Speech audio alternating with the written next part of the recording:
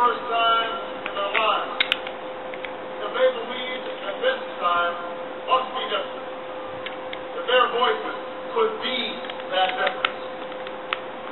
It's the answer spoken by young and old, rich and poor, Democrat and Republican, black, white, Hispanic, Asian, Native American, gay, straight, disabled and not disabled, Americans who sent a message to the world that we have never been just a collection of individuals or a collection of red states and blue states.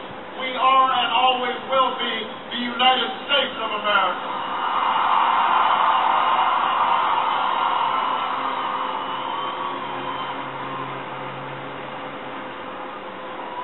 It's the answer that led those who've been told for so long, by so many, to be cynical, fearful, and doubtful about what we can achieve, put their hands on the arc of history and bend it once more toward the hope of a better day. It's been a long time coming, but tonight, because of what we did on this day, in this election, at this defining moment, change has come to America.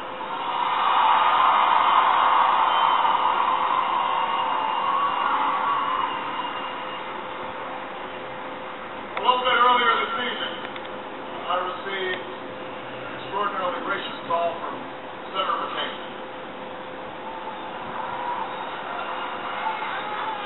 Senator McCain fought long and hard in this campaign.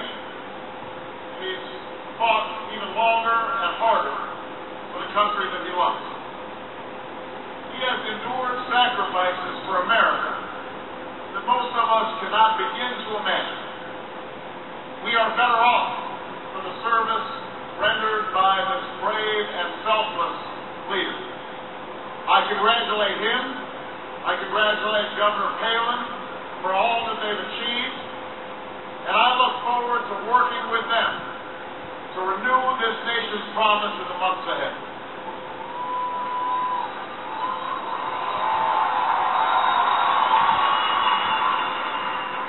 I want to thank my partner in this journey, a man who campaigned from his heart and spoke for the men and women he grew up with on the streets of Scranton and rode with on the train home to Delaware, the Vice President-elect of the United States, Joe Biden.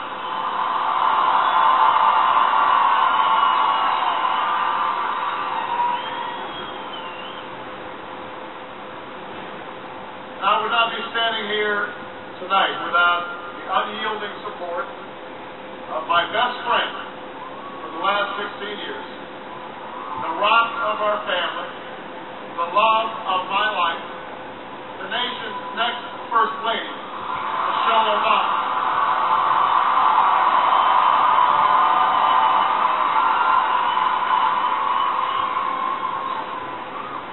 Sasha and Malia, I love you both more than you can imagine.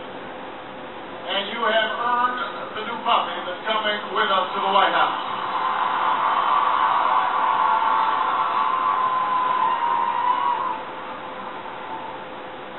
And while she's no longer with us, I know my grandmother's watching, along with the family that made me who I am.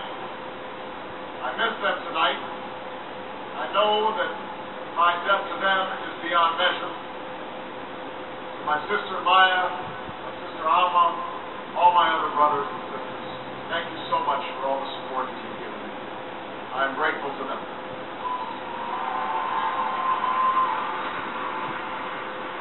To my campaign manager, David Plum.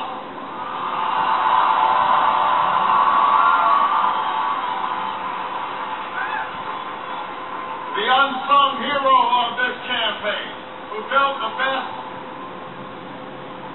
political campaign, I think, in the history of the United States of America.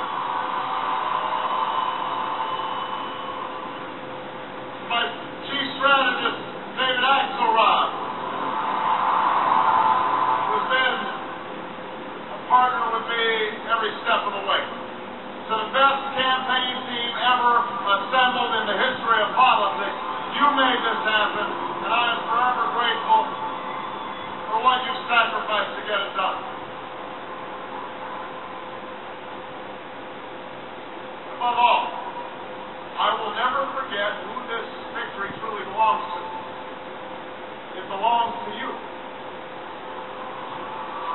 belongs to you.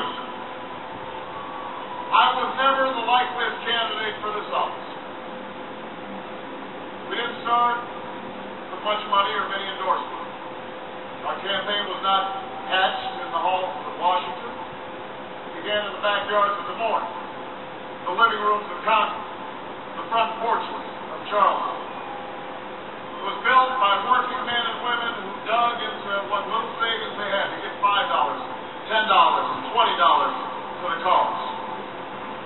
It grew strength from the young people who rejected the myth of their generation's apathy, who left their homes and their families for jobs that offered little pay and less sleep.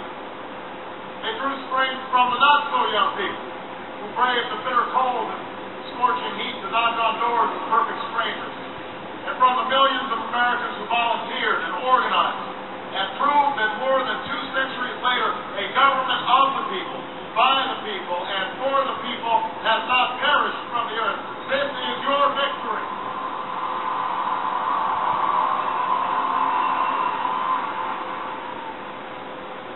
I know you didn't do this just to win an election. I know you didn't do it for me. You did it because you understand the enormity of the task that lies ahead. For even as we celebrate tonight, we know the challenges that tomorrow will bring are the greatest of our lifetime. 2 wars, a planet in peril, the worst financial crisis in a century. Even as we stand here tonight, we know there are brave Americans waking up in the deserts of Iraq and the mountains of Afghanistan to risk their lives for us. There are mothers and fathers who will lie awake after their children fall asleep and wonder how they'll make the mortgage, pay their doctor's bills, or save enough for their child's college education. There's new energy to harness, new jobs to be created, new schools to build, and threats to meet, alliances to repair. The road ahead will be long. Our climb will be steep. We may not get there in 1 year or even in 1 term. But America, I have never been more hopeful than I am tonight that we will get there.